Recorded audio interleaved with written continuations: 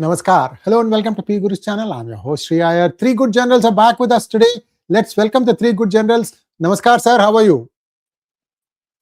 Namaskar, Namaskar. thank you very much. We are fine. Thank you. Pleasure to be on your platform. Thank you so much, sir. And General Ravi Shankar also is here. General, welcome to P Guru's channel. We are going to cut to the chase right away. We're going to start today opening the innings with General Rajiv Narayanan. General Rajiv, your take on what is happening. See, the squeeze is really on. Venezuela cut, next perhaps Iran, and then what is next? We are going to take a look at that. Over to you, sir. Yeah, as far as Venezuela is concerned, I'm going to give you a perspective from a very different prism. Absolutely, sir. When we talk of Maduro, why Maduro now and why wasn't Chavez removed earlier? After all, he's the one who nationalized the oil industry, forced people to get 51% of his PVDSA, the national oil corporation, have stakes, and that's how everybody moved out by 2007-8. Oil he had taken control of. There was just one small coup attempt against him, 2002. That's about all. What was Maduro doing which was very different, that entailed him to get out, to be pulled out now? Trump didn't do it in his first term also. Maduro was already there. So it comes, like I say, with a layered objective, and it's all got to do with control of the drug trade. Oil, yes, but well, China, the dependency on Venezuelan oil is about 4.5% only. Iran is the major threat to China, two ways: oil, and people in China can take courage from what the people in Iran are doing and what is going on already in Iran. The CPC is worried that it could happen. So what is this drug trade all about? You will be surprised. 3,000 tons of cocaine is produced in Colombia. 25% of the global trade of cocaine, the transit hub is Venezuela. Annual transit is 450 tons. Used to be all controlled by CIA. And it has its genesis from the Iran-Contra affair, where they sold weapons to Iran while it was fighting the Iran-Iraq war, and the hostage crisis was there, to pay off to the Contra guerrillas who were fighting against the Sandinistas. In the good old days, most of the Latin American countries, you had these proxy wars of various groups being supported either by the USA or Soviet Union. So they waited, and they got ticked off in the Congress, because when Congress gives you money, you are accountable to the Congress how you're going to use it. And in 82, it had been, by a specific act of Congress, they were told that you cannot fund the Contras. Soviet Union falls, and from 90 to 93 onwards starts all the control of drugs in Latin America by CIA with DEA. Most of Colombian drugs are controlled by CIA, DEA. The president can be a blabbermouth, do what he is, as long as he doesn't interfere in the drug trade. Hugo Chavez never interfered in the drug trade. Initially, Maduro also didn't interfere, but post 2020, he started interfering and taking control of the drug trade. What they talk of the cartel of the sun, that Cordes de la Solores, that cartel of the sun is a term used by CIA then. So Maduro had to go. And the deal that Rodriguez would have done with Trump is, okay, you do it, I will not touch. Why everything was going on? From the lowest man to the top man, everybody was being paid off, so that this drug flow could take place.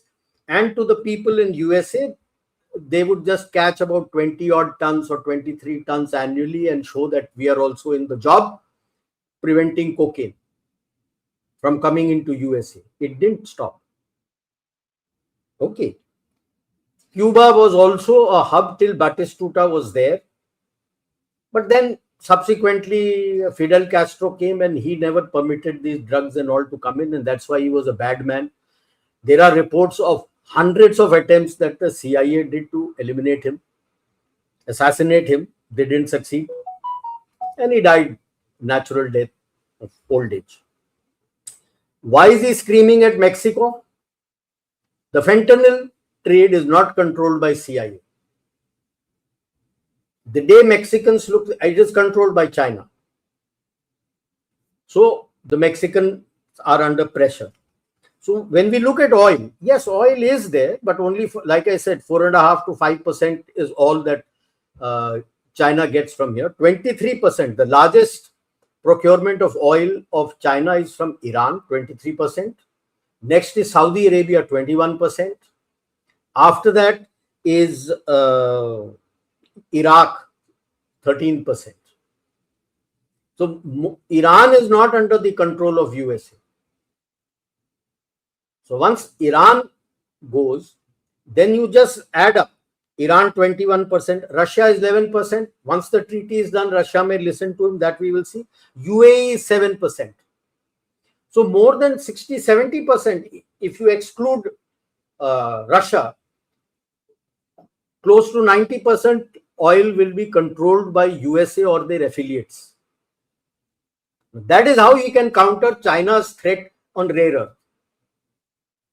That you try to take my rare earth, I will block your oil. Venezuela, to my mind, was more to do with oil, more to do with drugs. Now we come to oil. It's a very heavy and a very sour oil. Sour meaning very heavy in sulfur content. From the time what Hugo Chavez had done, he had sacked most of the experts from his oil company, and he had put in his cronies who knew nothing about it. So 2007-8, it is now 17-18 years. The oil industry is gone. Because it is, when we say very heavy in sulfur, it is very corrosive. Technology required is very high. It gives you fuel, and this is where you get maximum bitumen from. Light, which is lighter in sulfur, doesn't give you that much bitumen as this gives you. So it requires a lot of investment, and to firstly repair this complete refinery and the oil wells and the pipelines to the refinery and pipelines to go out, and heavy, almost about, at one of the what I was reading from the internet, one of the experts said $180 million annually is the maintenance and sustenance. So the oil which comes out from this is not going to be that cheap. Number two, the three main companies who were involved, ExxonMobil, ConocoPhillips, and Chevron. They are owed quite a lot. Subsequently, our ONGC had come in. So when final sanctions kicked in 2020, the final sanctions, full sanctions in 2020, mark what I said, he'd taken control of the drugs. Everything is linked. Our ONGC walked away. But surprise, surprise, every year, waiver used to be given to Reliance to get oil for their refinery, Jamnagar. What figures are there on the net is 200,000 barrels per day used to come, refined, and what was being sold to the US. So we must remember that. So, and ONGC is owed $1 billion from the oil industry. Reliance kept buying it till April this year, when finally they were moving in for blockade. So the Reliance stopped buying from them. So what we look at is India. For India, you will get diversification, because yes, they will take it to the Gulf Coast is refineries are the one which are capable of looking after this heavy and sour crude, which is similar to what is available in Canada. They are also the heavy sour crude, something what the Russians also have. So some will go there. They will ask you, ONGC and others, also to buy. So essentially, it's going to be more diversification for you. Buying those oil in US dollars and selling to US in US dollars. Where's the problem? There's just no issue as far as this is. Now, this is for you basically short to medium term, because you already have reached about 50% capacity for green energy, but in the grid at present, 35% of your grid is green energy. So when you look at short to medium term, you're going to be 50% or more in the grid is going to be your renewable energy. Your requirement of fossil fuel will become that much less. And by then, your own reserves in Andaman and Nicobar will also start kicking in. So you may not be that much dependent on external oil and gas if your reserves come out as it is being predicted. Two more points. There's a lot of chatter on the net of Trump coming out of ISA, India. Oh, no. Trump, right from day one, even in his initial term, was least interested in climate change.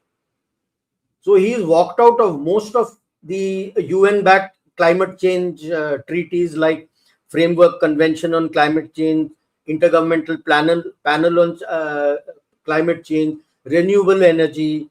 He's also against Women's Lib and other things, so against Women's Lib, the Population Fund, Solar Alliance, and UNESCO. Solar Alliance is one of the many. There are total 66 UN governmental and non-governmental treaties that he has walked out of. The charter doesn't cover that. It's not that just because India is heading, he's walked out of it. He is anti-climate change. Because what was his call for his fossil fuel? Dig. That's what he's going to do. Right? Then the other chatter on 500% tariffs. Now, if you read it carefully, completely, yes, the bill is for Lindsey Graham, what she has made and other things. But the catch line is, if you don't accept the peace treaty details that US is laying out for Ukraine and yet buy Russian oil, the 500% tariff will kick in. Well, India has always said you are for that peace treaty, whether US is saying or others are saying. It's more, I think, a pressure coming on the EU, because EU is not in agreement with what the US and Russia is saying. And this pressure tactics is to force their hand on Greenland. That is my understanding. So I will kill it here and leave it to the rest, and we'll take it further from here. You're muted, sir. General Dushyant, you are up next, sir. Yeah, thank you, Ayurji, for again calling me on Thursday. As usual, today I'm dressed a little differently. All of you are enjoying a very warm climate. I'm in a 8 degrees centigrade climate, so I envy all of you. That said, energy is the thing which we need to make myself as comfortable as you people are. I would like to just show. I was just tweeting the X, and I found this beautiful little cartoon which is there on the Twitter. If you take a look at it, in the skeleton are the done and dusted Iraq, Palestine, Afghanistan. Nigeria is about to be dusted, or it has been dusted, and the next in line are Iran, Greenland, Venezuela, Ukraine.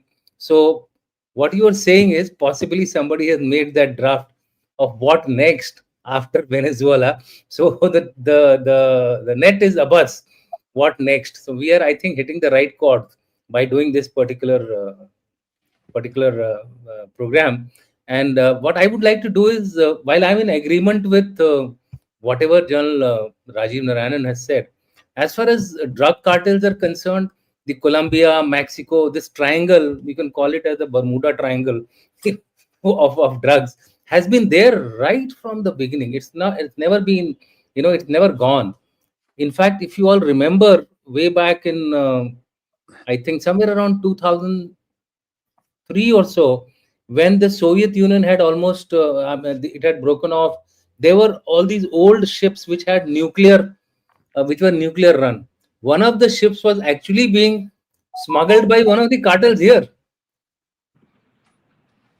right? So that was the kind of relationship with this cartel, this power this particular cartel has.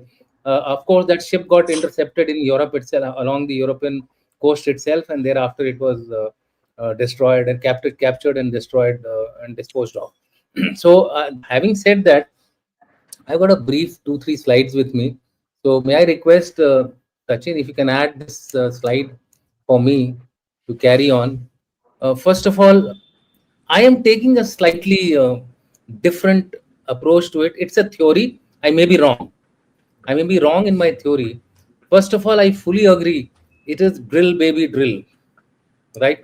So if it is drill, baby, drill, which you remember was the election speech of Trump, he's actually following that particular line. I don't think he wants to go anywhere near climate change, etc. He doesn't believe that it is really a threat. In fact, he's openly said this on a number of occasions. But what I'm trying to get at is, to me, it looks like that there is some amount of G2 happening here. There is certain amount of tactical adjustments, give and take, where China and Russia, China and US are somewhere colluding with each other, and there are a number of reasons for it, which I have. So fortunate that the day Venezuelan president is to be lifted, the Chinese delegation is there. There are informations flowing to the US, people come, take it. And there are so many other examples which I can quote. But what I will do is, I'll briefly state that Iran is going to be the next. Of course, all of you have echoed that particular line, and Iran is becoming rightfully ripe to get intervened and then taken control of. I think the Shah regime is going to come back. By Shah is just a symbolic thing. Somebody will come up. As of now, we don't know who's going to emerge as the leader of this particular protest revolution which is taking place. Iran has got a habit of being taken over by revolutions. 1979 revolution got in Khomeini.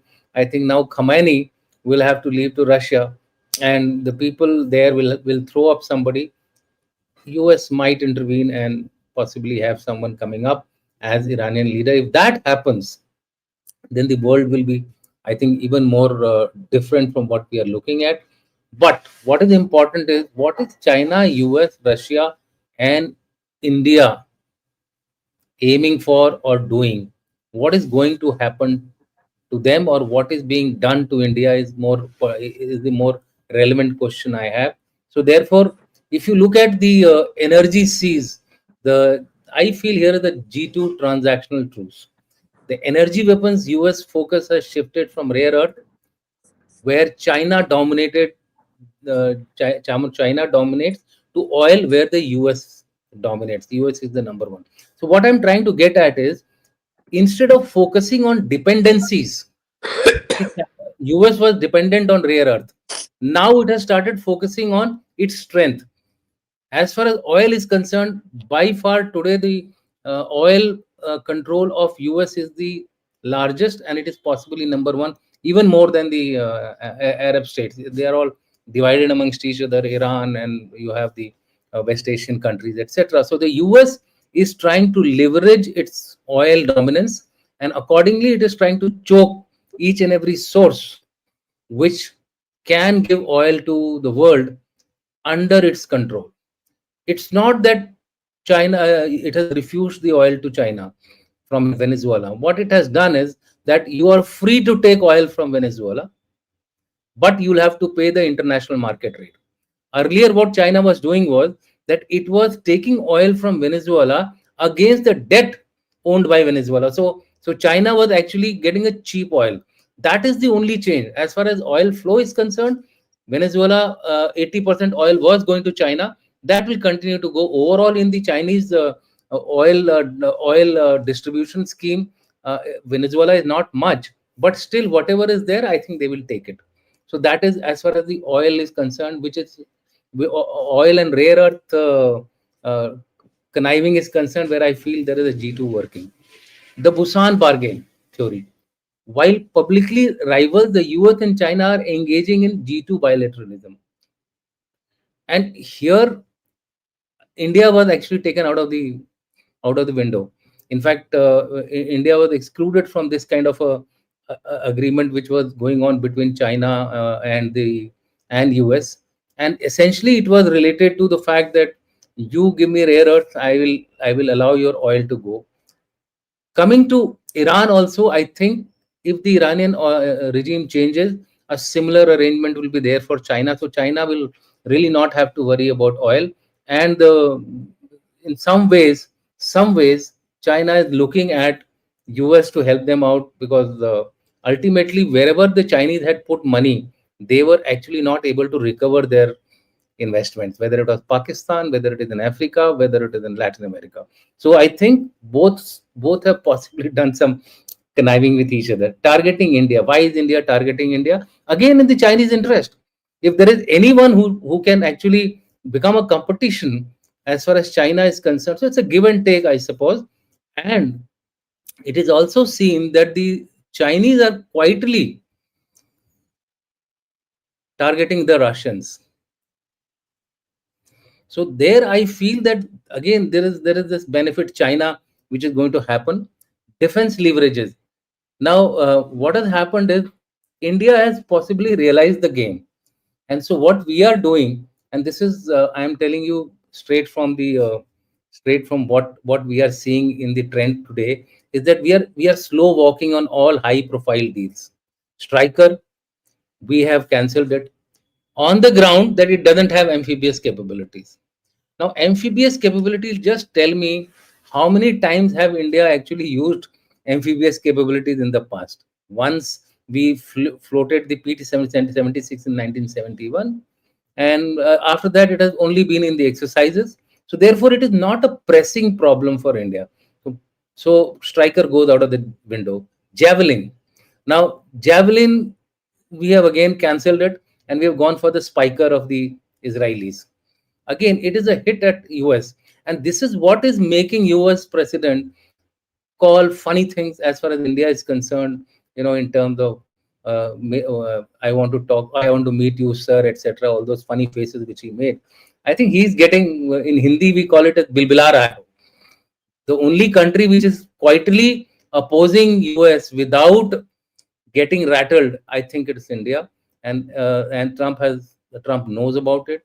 Despite all these lobbying, shopping things which is going on against India, they are trying to throw out different narratives so the opposition parties can actually do something. Lobbying has never been a one-off phenomena. We have been lobbying right from the time we have been independent. Of course, our lobbying expenditure is 1/3 of the Pakistani lobbying expenditure. So opposition really can't do much about it, despite the fact that some people, Khadge and others, are making some statements. So overall, you will find that we are actually trying to fight back without being rhetoric in our approach.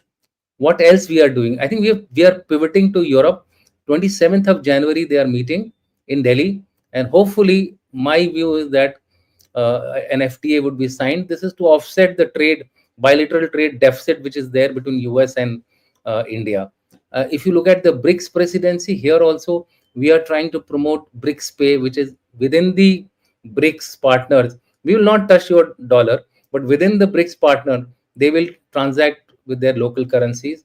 So UPI and I think Spiker is the Russian, and CISP is the Chinese platform which can be used for this.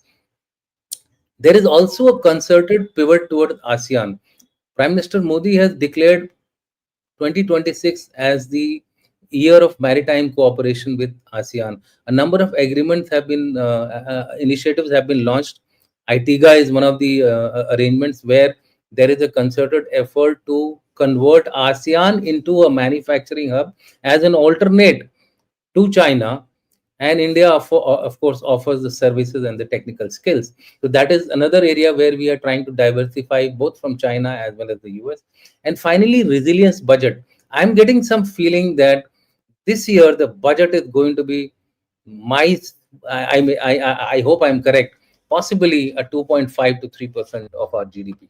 Now that is going to send another message to the people concerned that look, we are not here accepting things as they are coming to us. We will make our own way. We will chart our own approach. So this is overall, in my view, the Indian approach to what the Americans are trying to do to target India.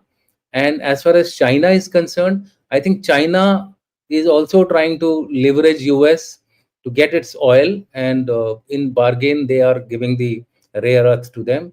So there is kind of a you scratch my back, I scratch my back, you scratch my back, I scratch your back kind of an arrangement between US and China, quietly, without being known. India and Russia have to fight their own battles, and India definitely is on the right track by pivoting to the right people, whether it is ASEAN, European Union, and other free trade agreements which we are signing on a rapid scale. I think we have also jettisoned this idea of WTO, etc. And you are right. As far as Trump is concerned, is totally anti-climate, anti-environment person, and therefore whatever he's doing as per plan, which was stated by him even during elections. So I'll stop here and give the floor to General Shankar for hitting the shot out of the boundary. Thank you so much, sir. General Shankar. Yeah, thanks a lot. I'm going to look at it from a slightly traditional point of view, and we'll see how it goes. Yeah, please put the slides on. Oh, wait, 1 minute. You have to load it, sir. Oh, okay. It's gone off. Yeah, it's coming. It's coming up. It's coming up. Yeah. Yeah. Sir. Look, these are the sources of Chinese discounted oil. Okay, Russia is 2.2 million barrels per day. And Iran is 2 million barrels per day. And Venezuela is about 500,000 barrels per day. Discounted. This is 25% to 30% cheaper than the normal price. Now, this is what is being threatened against China, that they'll lose. Venezuela, they have lost. Iran is on the verge of going, because we can discuss Iran separately on another day. Because like what General Narayanan said, the problem in Iran is spreading with no solution. And the solution is not external, it is internal. And they don't have one. So there it's a matter of time that oil, if it goes, it depends on who comes, whatever happens, that is a iffy thing. And today with the, capture of that Russian ship Kahani that I'll touch on, I think the global oil market will be controlled by USA, and they have good reasons to do it, because control oil is controlling the petrodollar or maintaining the sanctity of the petrodollar. If that is not done, there's a problem. And second, Venezuela. Venezuela is not a simple thing which, it's not about cocaine only. It's not about oil only. It is about many more things. Venezuela is multi-layered. Venezuela is something which China was trying to get a base out there. And the base is for many other reasons. I'll just get it. I'll just show it. Now that's out. Okay. Now, of course, oil for thing, what Rajiv said, this is what it is. Cheap oil from Venezuela was not being actually paid by China. China had given loan to Venezuela. Venezuela defaulted on that loan. This was during Chavez period itself. So after that, that loan has, accumulated interest. So Venezuela at this point of time is only paying for that accumulated interest with their oil. So which means complete oil of, Venezuela is subordinated to China. And this is the heaviest in the whole world. Or, the maximum proven reserves. So that brings, China off a hook. Okay. Now look at this. This is the Orinoco belt. This is where, the Venezuelan oil is mined. And this Orinoco belt is not simple. It's all along the Orinoco River. The Orinoco River comes like this. Okay. And south goes Amazon, north goes Orinoco. And it comes here. And this is where it is. They only actually explored here. They not touched here. This they can't. It's very difficult to touch because the climatic conditions are bad. But who knows? In the next generation, they might have to go there because other places the capacities would start going down. But something more interesting. This happened a few years back. 2 years back, 23. Venezuela threatened to invade Guyana.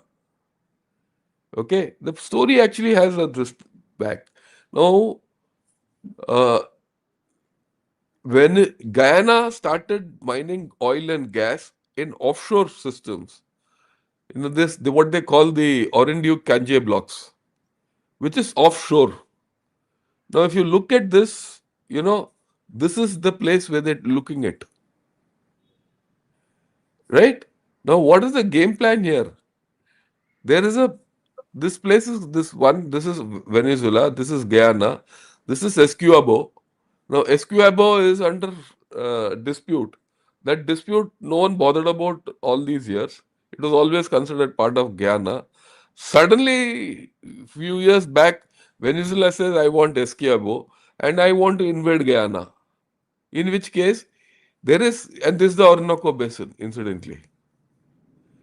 And the basin is the Orinoco Basin, the upper reaches in land, Venezuela is extracting oil. In the offshore of that same basin, it's like the Krishna Godavari Basin or whatever you call it. Uh, you know, Guyana is doing it. And if tomorrow Venezuela takes over this area, this red area which I've shown as Esquiabo, and as per maritime rights, all that will come into Venezuela.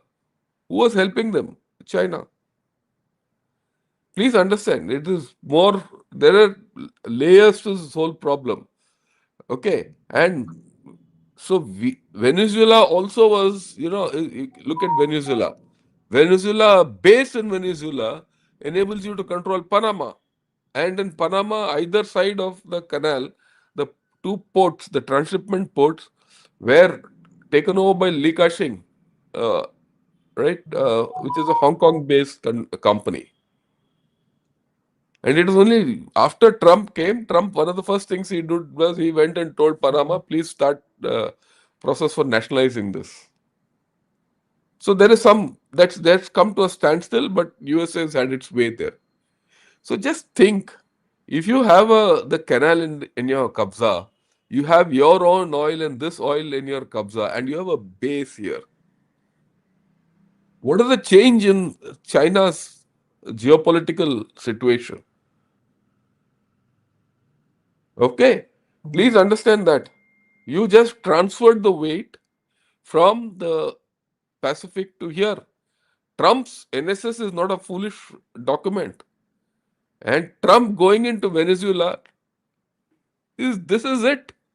What is destroyed with this minimalistic operation, he's taken out the Chinese base here completely and any threat to USA. He's taken out the complete dominance, or the threat to the dominance of the petrodollar. That is why this low-cost operation has got value. Now, Venezuela is being controlled. It's a minimalistic military operation. It's outsourced politically. And those chaps who are there, they've been told, "Jo tum karna kar lo with your country, but I need the oil, and I will control your external affairs." That's the law. And China has got no leg to stand on here, and Russia also. Now, what happened with Russia? We heard that कभी कभी होता ना एक तीर और दो पक्षी type, two birds with one stone. That happened because that tanker which left and it got caught today morning in North Atlantic or yesterday night at North Atlantic was boarded. Everyone said it's got a Russian flag, but you go into it, it started as a Guyanese ship, and that comes out. No one else has to say. This is not story. This comes out in RT. RT has put out this tweet. Washington said that tanker seize was violation of US sanctions, was all that, and is going to prosecute this thing. This is the important thing. Marinera received legal permission to sail under the Russian flag on 24th December. Only in 24th December it was given by Sochi. This is a mercenary ship. Okay, if this is a mercenary ship he's caught 5 more. Now that he's caught this ship there, UK has jumped into it after UK helped them catch this ship. Look at this. The vehicle changed course and headed into Atlantic Ocean. En route, the captain, accompanied by US Coast Guard ship, changed the ship's name to Marinera. So they use the international laws to do what they want to do. The Americans have not agreed to it because they're not signatories to the UNCLOS. They've used it comfortably. But the Britishers helped them board this ship completely. So now Dark Fleet thing will start there also in those oceans. What is happening now? All these three, Russia, Iran, and Vietnam, the dark oil is being targeted. The moment you do that, you gain control. Okay, fine. Rare earths and all that China has brought to heel. But suddenly you see China's influence in that hemisphere is gone. And Russia is now put on the back foot. And interestingly, Russia has not given one statement beyond this on this entire event. And that fellow is doing whatever he wants, the US guy. Look at this. I showed this map, made this map last year in January when Mr. Trump took over. Only thing is they've changed the colors. These were his focus points then. Today they remain the focus points. Only ones which are made in orange are the current focus points. One would do well to look at it very deeply. Panama is under US control today. Venezuela is under US control today. Yemen, something interesting happened. North, that is South Yemen, that is north of Bab al Mandeb, UAE has taken over, backed by Israel. Now there's a fight between Saudi Arabia and Israel, and UAE for South Yemen. But ultimately, America will squeeze. They've what shall I say? They have bottled up Houthis. So north of Bab al Mandeb, there's a full control, US control will happen. It's a matter of time. It is logical, QED. South, Somaliland and Somalia. Somaliland, Israel has landed. So either side of Bab al Mandeb, he's got control. And what's more interesting, this happened on 3rd Jan. There's a ship, a Chinese ship, which has been hijacked in Mogadishu, off Mogadishu, and taken to Somalia. And the Chinese are paying ransom to them. Was this staged? I don't know. But this is not the first time. So the Chinese weakness or inability to project military power is also come out. We all talk of Chinese military power being ineffective in Venezuela. It is ineffective everywhere. It is Chinese power is ineffective in Iran also. It's not able to stop Iran. And mind you, today morning only I did this program where I said between China and Iran, there's a 25-year strategic partnership they have signed for $400 billion. End of story. If tomorrow that goes, where does it leave China? Where does it leave US? Sorry, Russia. Okay.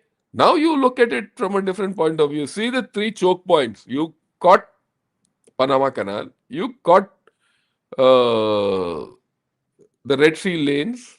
And of course, this is anyway with you. If tomorrow US wants to close the Strait of Malacca, it can do on its own. Yeah, it'll take India's help. All that fine. Then where does it leave China? China has to sit in this region. People say, can China do Venezuela on Taiwan?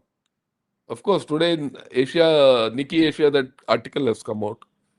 Can it do? But I'll examine it tomorrow. But you can't do it for many other reasons. But the problem is for China, Japan has come up militaristic. If you read the Chinese Mandarin press, 30% of their focus today is on Japan.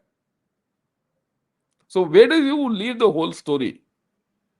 In this new year, what has happened is a decisive shift in global affairs. All these narratives that China's military is super, they have a great navy, they have their economy is the best. Their thing is, what shall I say? Their production trade surplus is $1 trillion and all. Zero. We can take the slides off. Right? You look at the hard facts on ground.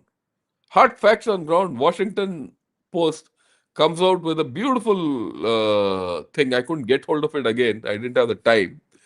Of saying that the US economy is doing well. For Washington Post to say that itself is a great thing. Because it is always all against USA. He says, no, the US economy is doing well. So if to think that US economy is not doing well is also living in a fool's paradise. So the contrast is very stark. The others, in my way of thinking, are add-ons. Now, where do you go in India? That's the $1 million question. Where does it leave you? You're faced with a 500% tariff. What General Rajiv Narayanan says is fine. They might be thinking, but how long does it take Trump to take out all that and say 500% tariff? That Lindsey Graham chap only will go and tell Trump tariff कि भाई 500% लगा दो. Right? So I think we have to reassess our priorities in the way things have changed. To sit smugly and think that everything is okay, I don't agree with it. Everything is not okay. If all this is happening and you say you're okay and I'll sit like a smiling Buddha, sorry, it will not happen. Yeah, if Iran goes, what is the outcomes? Are we clear about it? Will Pakistan get hurt? Not hurt? How? Or are you engineering it? Who are your threats? We spoke last time when we met, we said these are the security threats. Today, the security threat scenario has changed completely. It's turned on its head. So we have to reassess. We have to reassess Russia. Forget the era of cheap oil. But then I see logic. I mean, I look at it positively also. Okay, Russia can't give you oil. Let's take the case of Russia being out of the equation. That oil you have to get from somewhere. Can you go to Venezuela? Because that oil is going to USA. You tell USA, yeah, I'll buy oil from Venezuela. You give it. Anyway, I have 2 wells there. It's 2 wells, ours, with $1 billion owing to us of ONGC and OVL. And to put those wells back on road, they'll need us. Anyway, so can you recreate those reserves? Can you fast track what's happening in Andaman Nicobar? Well, I don't know how much you can fast track, but those oil reserves are not proven so far, so there's no point talking of it. Can you do other things to hasten your energy mix? Can you do something on the thorium cycle after you enter the third stage? There are issues, but can you leverage those issues differently? Can you start talking to Russia? Russia is not a hallowed thing that you can't say, I'll not take oil from you. The same Russia during Op Sindoor didn't raise a little finger to help you. We shouldn't forget that. When we were doing what we wanted to do, Russia kept quiet. And Russia has kept quiet many times before. Today you are friends with Taliban. At a point of time when, Afghan crisis was in big this thing, Russia deliberately kept you out. And we should also understand why I'm saying this is Russia is a good friend, but it's not your bosom friend that you can't let go. The same Russia has opened a RT TV in Pakistan. When? 2 weeks back. I hope you people know that. Open. There are tweets coming out. ये आके Putin ये सब बोलता है. But same, we say that USA has delayed giving us weapons. So has Russia. Why are we justifying why Russia has delayed giving me weapons? And I don't accept delay from USA. These are questions which we need to ask ourselves. What is our national interest? How are we going to get it? How are we going to be proactive against this stupid Bangladesh? How are we going to get some equity out of Nepal, which is going into elections? These are, look, I've given the larger, mandala. That's what yesterday Dushyant and I discussed, the mandala theory. India needs a mandala theory. How does all this fit into my mandala? Have we done that? Maybe we can do it next week. Yeah, back to you, Sri Ayarji. Thank you so much, sir. India tends to react rather than proact.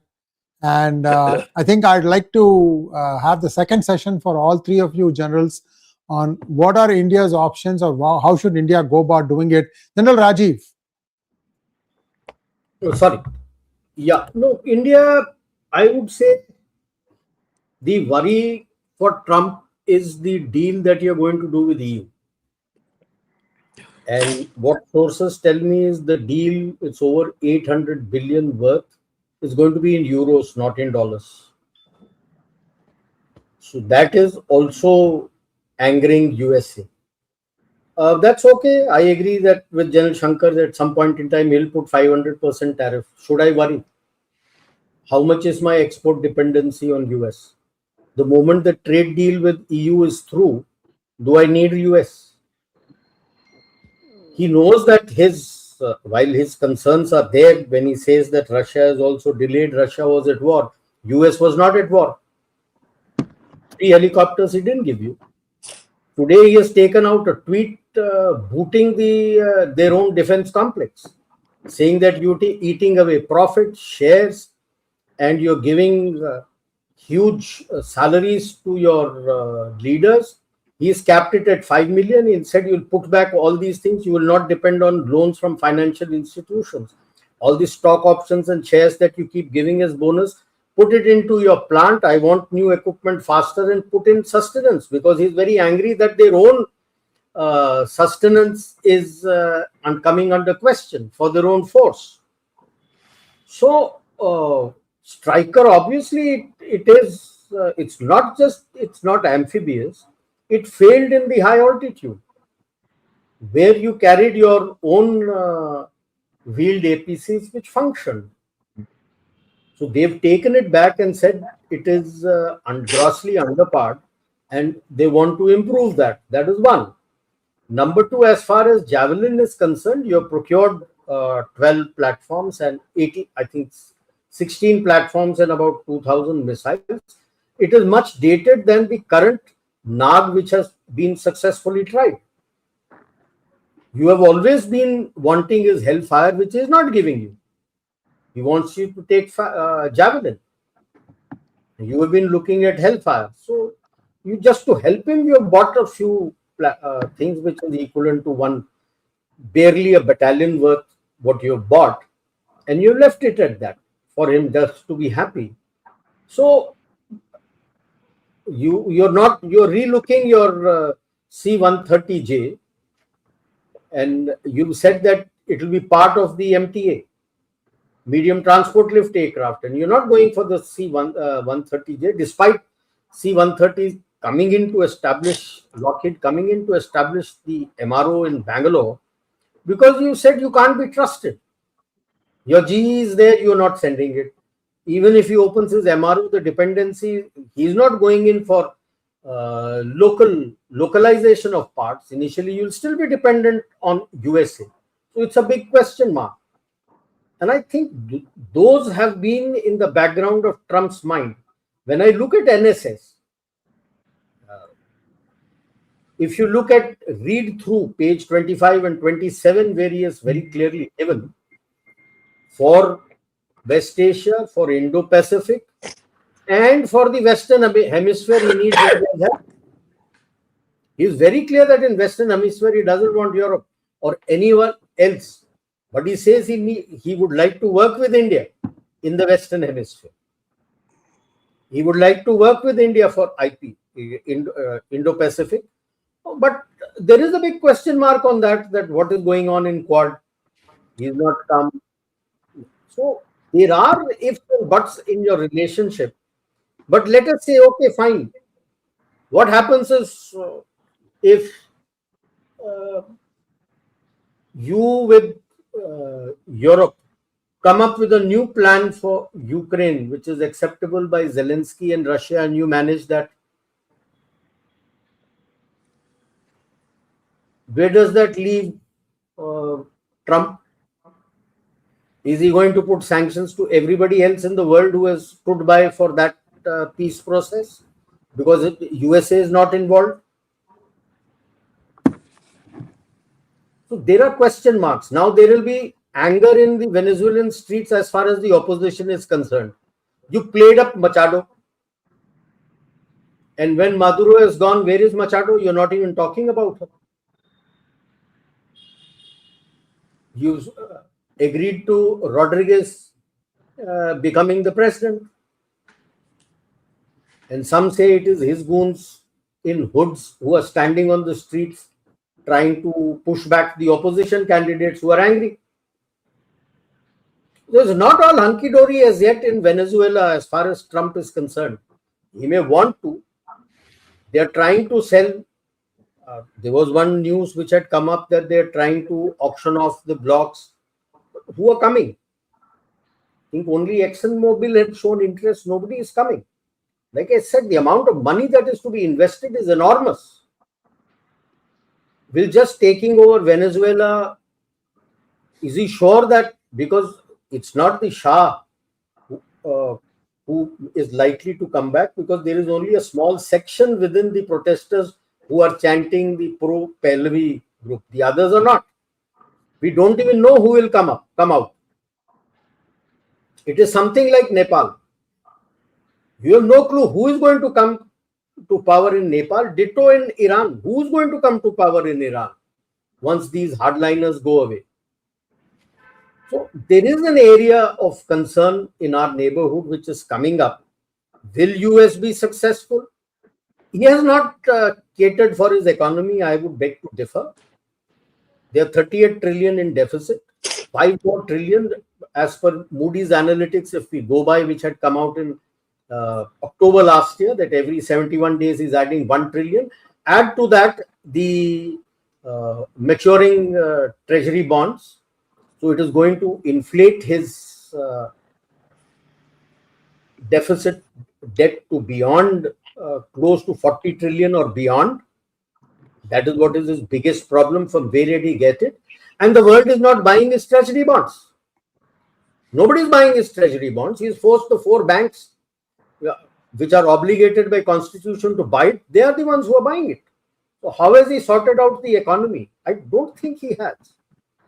And by getting into this, where so much of money and investment is needed, how is he going to get it? I can put any paper, like we have been telling earlier also, WAPO or even New York Times, you pay them and he can print anything. They can print anything. So he says the economy is doing good, oh, damn good. But that's not what is the feedback coming from the ground level. So at the macro level also, he is not so, it's not so going to be easy. How long will this start? Once this happens, will there be a fallout in Iran? The one thing which has happened is he has pushed China back.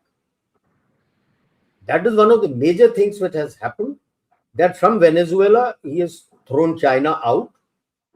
China has other footprints in other countries in the Latin America. Venezuela was not the only country. That is why I said it was majorly for drugs. Because China's footprint in Latin America still exists. Only from Venezuela it may have gone off.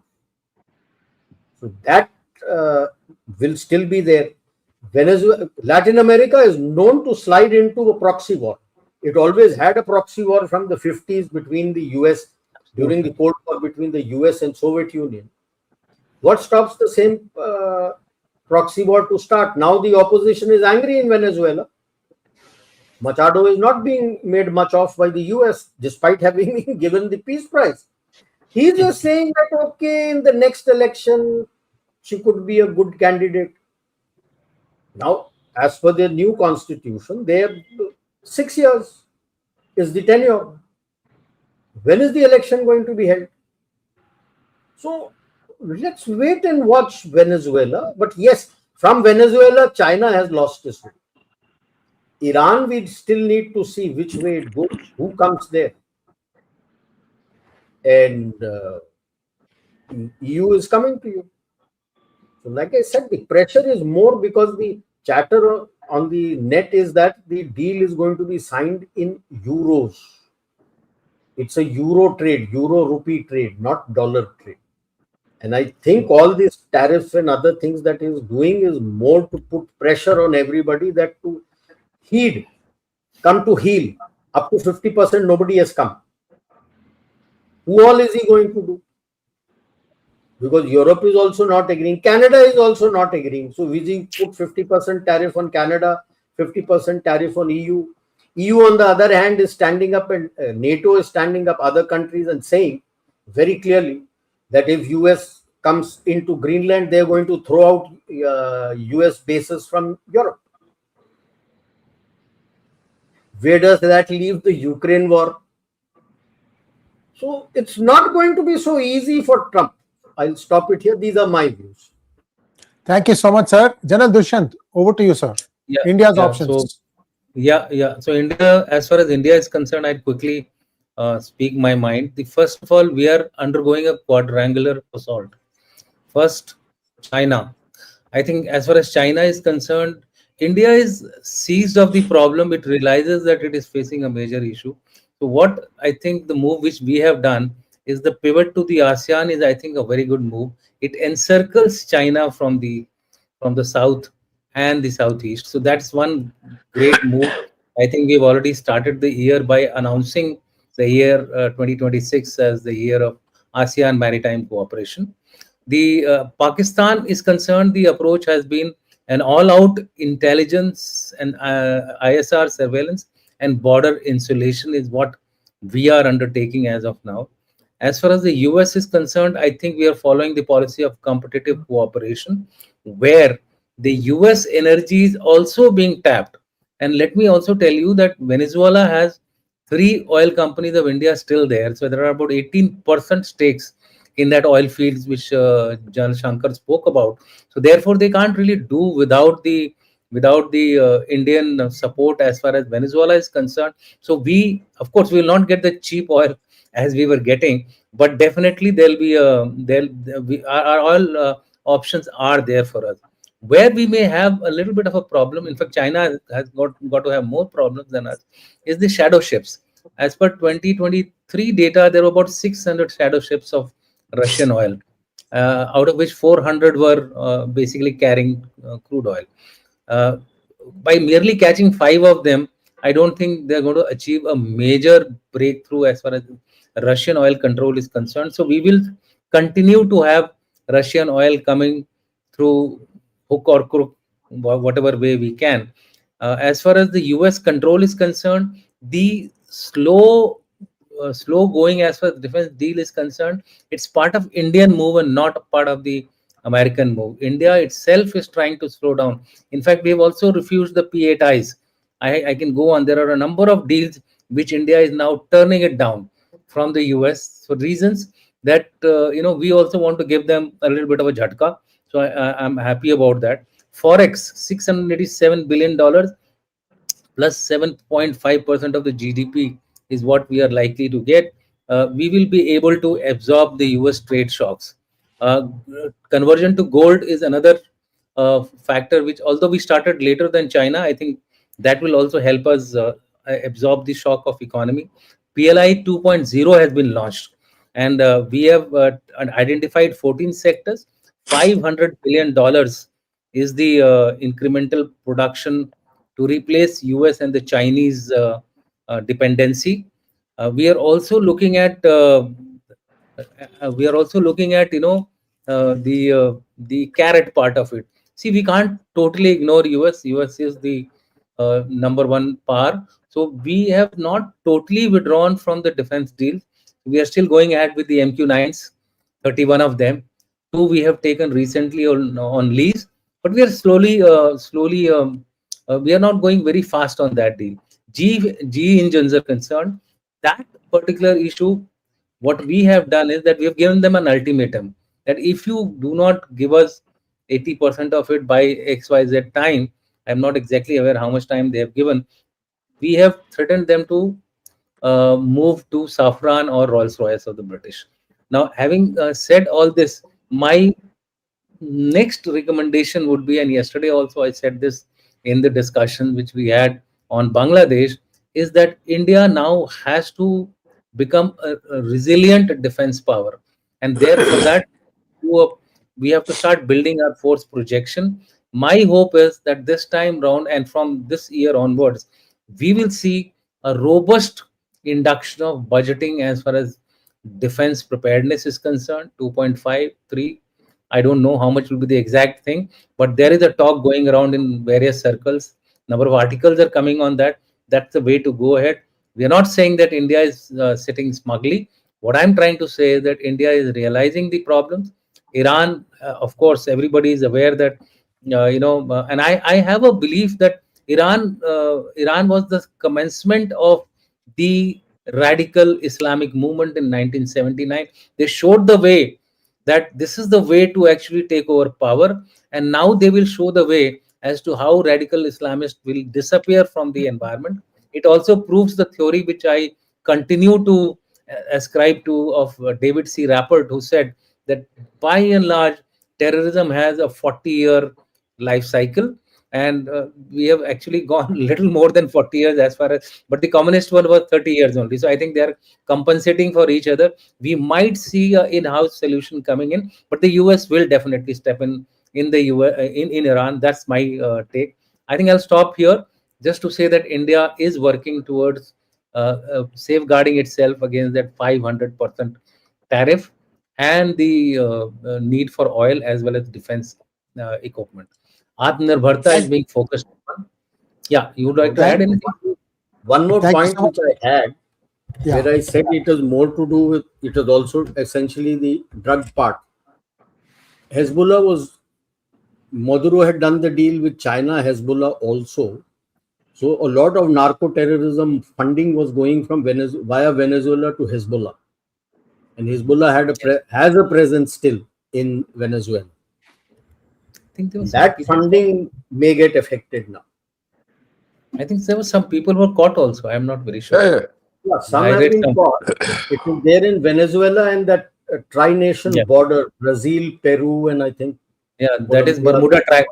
Bermuda Triangle is what I keep calling They are it. there, and in the transit hub, like I said, Venezuela was the transit hub. So a lot of funding was also getting diverted to Hezbollah by Maduro, and that was the reason why Maduro had to go.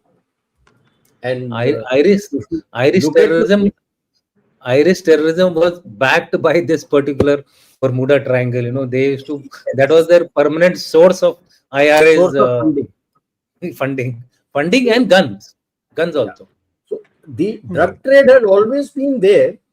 From 93 onwards is when the push came, when CIA along with DEA started taking control of the drug trade, so that they have the money for the black ops. And in that, many other people put their fingers in, and China also had its fingers in with Maduro. With Maduro gone now, China will be on the back foot, especially in Venezuela. General Shankar. yeah. We've heard all the arguments. Uh, the fundamental thing is we have to recognize the fact that the world has changed in the past 1 week. Right? We show should we and our outlooks. That's the point. We can't be ostrich like. And you can't say that, look, This guy will get affected, that guy will get affected, I will not get affected. You are going to get affected. Right? Just show that slide, please. This is the article I just wanted to highlight. This is the article, right, of Washington Post. Why I got Washington Post? Washington Post is completely anti-Trump, and yet they've come out with this. And you see, read it. There's some logic in it. Yeah, thank you. The point again, we need to keep our head clear and balanced to say, okay, USA has problems. A lot of people are talking of this $38 trillion deficit, 1 trillion adding every quarter type, all that. But there are reports like this also coming up. You can't pay off Washington Post to give such a report. And it is backed by the stocks. The stocks are at all-time high. Are people fools to buy all those stocks and crash their money? You're talking of big-time players. Be that as it may, how does it affect you? That is more important to me. How does it affect India? Whether USA tomorrow crashes or not, how does it affect India? China's gone to a corner, how does it affect India? That's the point. He's been cornered. If tomorrow your Russian oil is disrupted, how do you handle it? The fact is that shadow fleet will not stop. Nothing illegal stops in this world. But it might be tightened. And if it is tightened and you're still continuing, you will get back. You're going in the same dilemma. So what do you do with it? Are you want to continue with that cheap oil trick? It's a trick which lasted. All I'm saying is, you might like to continue. I have no problem with it. Take a educated guess, informed opinion, whether you want to continue with it or not. Look, either it's Russia, whether it's USA or China, no one is going to stand by you. You need to be Atmanirbhar. We have no choice. If the defense ministry is going to give 2% or 2.5%, I'll be very happy. If, in this budget and everything can do well, I'm okay with it. But there are other problems. We'll talk of it later. Whether you can handle it. Because, भूखे को इतना चावल दे दोगे तो पेट खराब हो जाएगा उसका. So that's the thing, that's the problem of giving an immediate hike of 2.5%.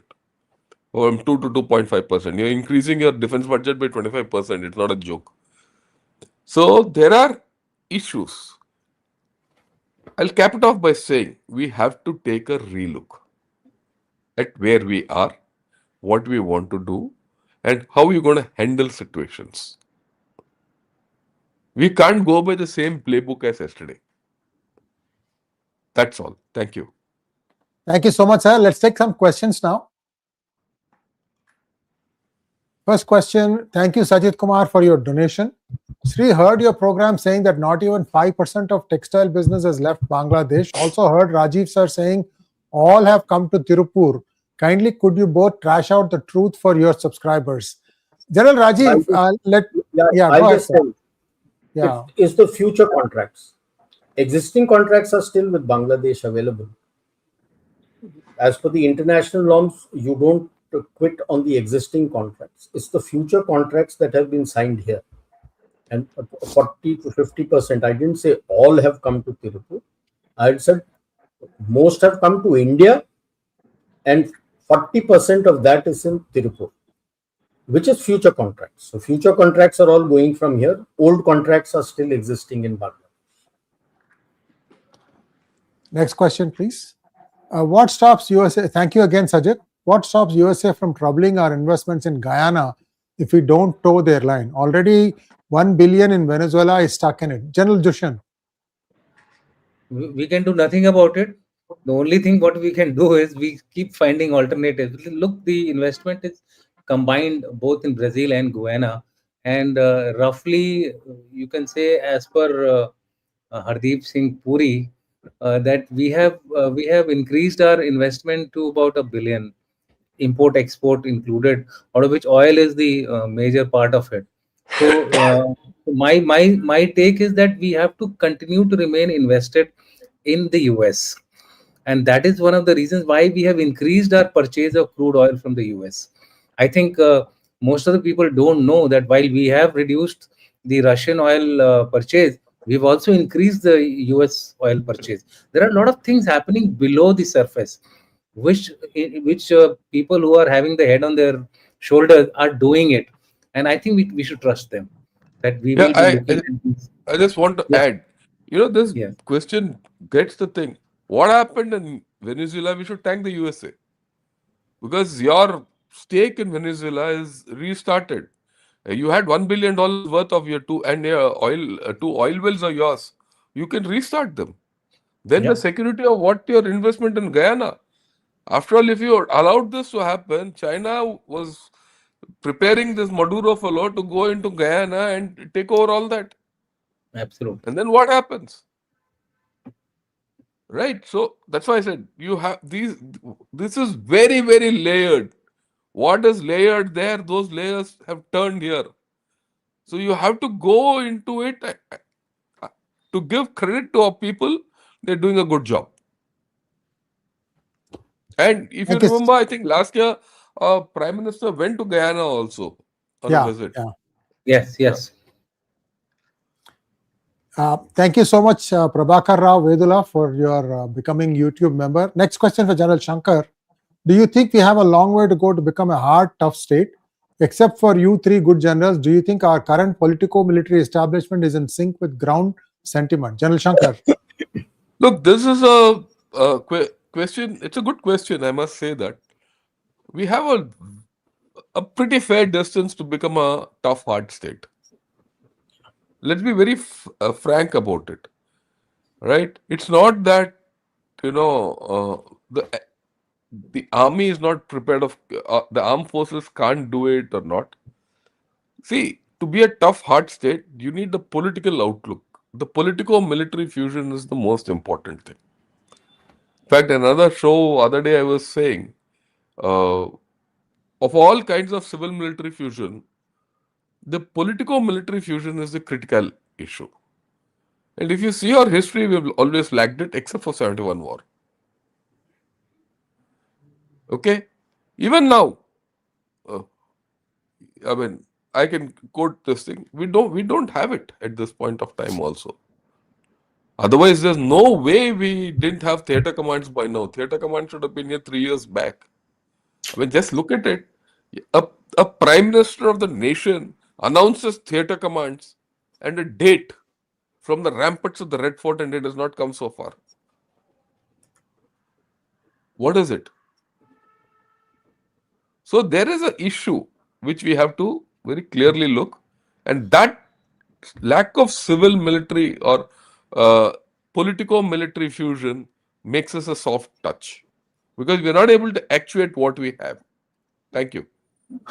Thank you, sir. Next question. I think we have already answered this question, so I'm going to skip this and go to the next one. General Rajiv, this is for you, sir. Even this you may have answered. USA quit Solar Alliance, mocking us, acting as thug. Should we leave Quad? We've No, answered that has that. got nothing. Solar Alliance has got nothing to do with you heading that. Like I said, he and all of us have said he right from the beginning he has been anti the climate change and he is anti women's lib. So all those organizations, there are 66 of them, sir. 66 of them. About 8-9 of them are UN ones, and the others are these other non-governmental treaties. He's walked out of all of them, not just Solar Alliance. So 50% tariff, we will, I'm sure, like Jan Dushyant had 500. also mentioned, I have also mentioned, we are doing it. Jan Shankar is also apprehensive that how are we going to manage it. I'm sure you'll be able to cross it. Why should you leave Quad? That's what China wants. Why should we leave Quads? I rate Quads and BRICS as similar. Quad has no office, BRICS has no office. Quad has no secretariat, BRICS has no secretariat. These are good talking points available. You're there in both places. Why do you want to quit Quad? Go ahead. The moment, like General Shankar had shown the choke points, ASEAN is today leaning towards the US. You are doing the deal with ASEAN, and it is essentially now also part of that charter to guard that choke point, Malacca Straits, right? That's how you're going to do it. Your main challenge, yeah, fine. Like he said, it's a competitive alliance with the US. Your main threat has always been China. Why are you making up that Trump is US is going to be your main threat? Yeah. You got to manage it competitively. Remember that. You got to manage them competitively and intelligently. The world is becoming competitive. We have to keep competing with each other. I think that's the only way. You should try telling that to some of the indie politicians. Anyway, different topic. Different topic. Sorry about that. I had to say it. Milpan Cherian wants to know, this is for General Dushyant. You think that Trump and Maduro made a deal and now Pandora's box can be opened to follow the money trail of the UK and China? Maduro can save his life being in the US by giving needed information? General Dushyant. I can answer like an MEA guy. Ask Trump and Maduro whether they have gone through this kind of a deal. I mean, there's no way that we can actually pinpoint whether this is going to happen. Only time will tell, and really it doesn't matter. It doesn't matter as far as we are concerned. We should look at the impact of what has actually happened and try to safeguard ourselves, and also try to project ourselves wherever opportunities exist. Today, there is an opportunity as far as China is concerned. China has been cornered, so what? So that means there is an advantage and an opportunity for India. Let's look at that. I mean, we have to start looking at Iran. Iran is likely to give you an opportunity. I think everywhere there are opportunities. Russia-Ukraine war, there may be an opportunity coming for us. Let's look forward. I think we are always reactive. You're absolutely right. Start looking at these areas where the flashpoints are undergoing change. Somebody just spoke to me. He says, "Sir, आप रात को 10 बजे कर दो." The way events are taking place, I don't know where it is going to stop, because every hour things are changing today in the world. Next question, please. General Ravi Shankar, this is for you, sir. Can India give a befitting non-diplomatic response to Trump's constant ranting and insults on our PM and country? Strategic patience cannot be at the cost of our flag. Look, right now the flag is not the hurt. Don't get emotional about the whole affair. We shouldn't be emotional. Be patient. See, if you behave like Trump, there's no difference between you and Trump. That's the first point I want to say. You don't get down to his level. The second thing is, we have to realize that we have a relationship with USA which has been built over 25 years. You have dependencies. They have dependencies on us. Going forward, it is going to increase. It's not going to decrease. Google is investing $5 billion in Vishakhapatnam. Microsoft is investing $17 billion here in India as a whole. And overall investment from US is going to be $67 billion in the next 5-6 years. This is official. And then you want to fight with the USA?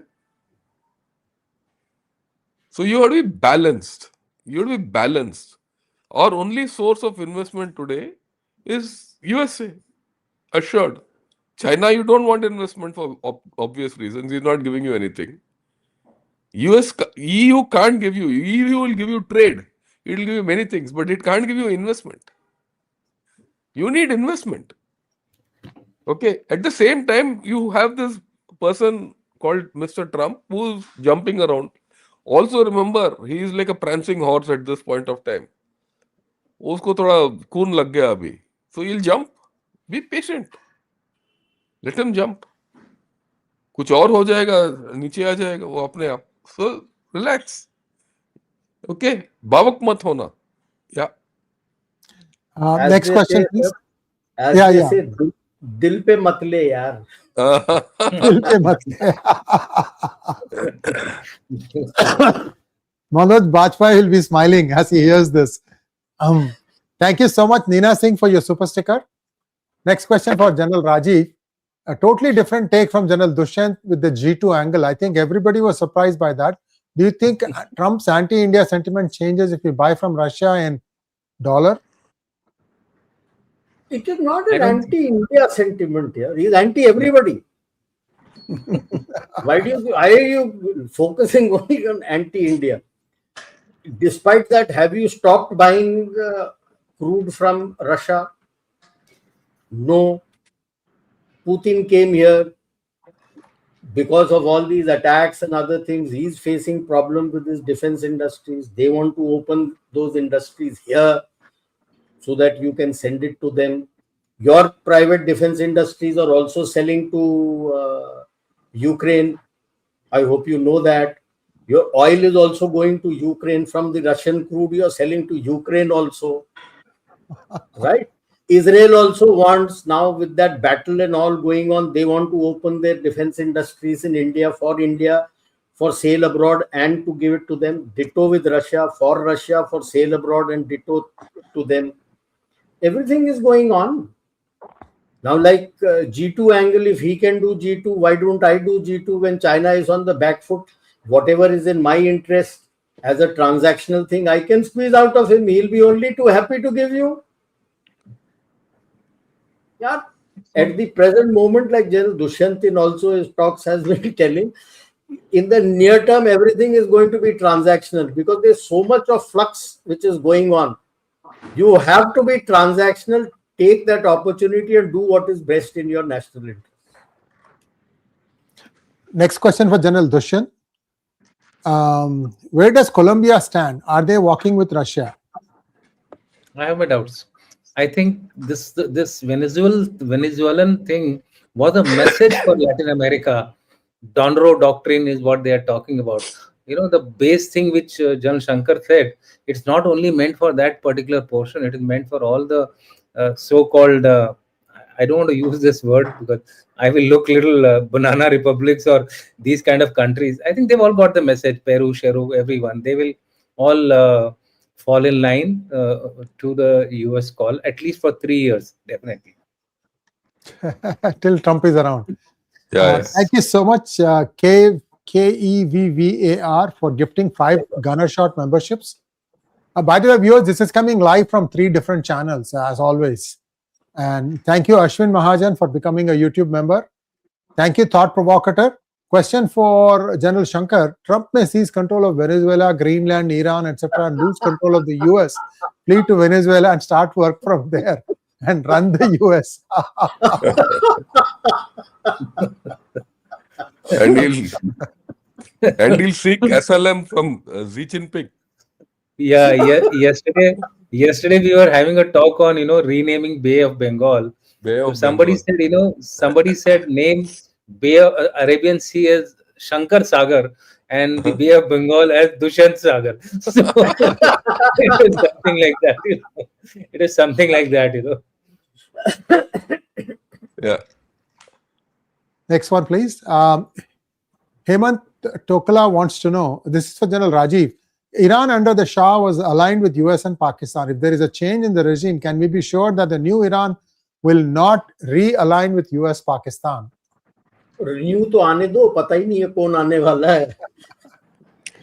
हाथ तो जाए. Let it come first. Pakistan is being used for overthrow of the regime, so they may become pro-Pakistan. It depends whether or not, but there is Taliban in between. Next question, please. This is for General Dushyant. How Pakistan is able to service their debt with zero productivity because they are good at providing security services that others want? General Dushyant. On the lighter side, go with a begging bowl, and on the serious side, go into Palestine and become the peacekeeping force there. So between these two, I think they will continue to rely on their IMF trances, etc. 29th, 30th. I think this must be 31st. And the US till the sun shines. Saudi Arabia. These are the places from where they will generate their money. I don't think they have anything else but selling false They just dreams. cut a deal. General Dushyant, they just cut a deal to sell $4.5 billion worth of JF-17 from China. So it's like a pass-through with a little bit of malai that they'll take. Yes, but then so the interesting thing is the general who signed the deal is no more. He has been taken out.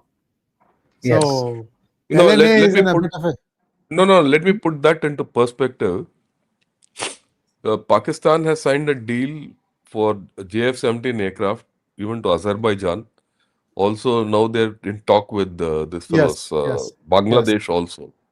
Okay. And then they're giving it to Libya, right? And somewhere another country is angling for it. Their annual production capacity is only 25 aircraft. As per this, their,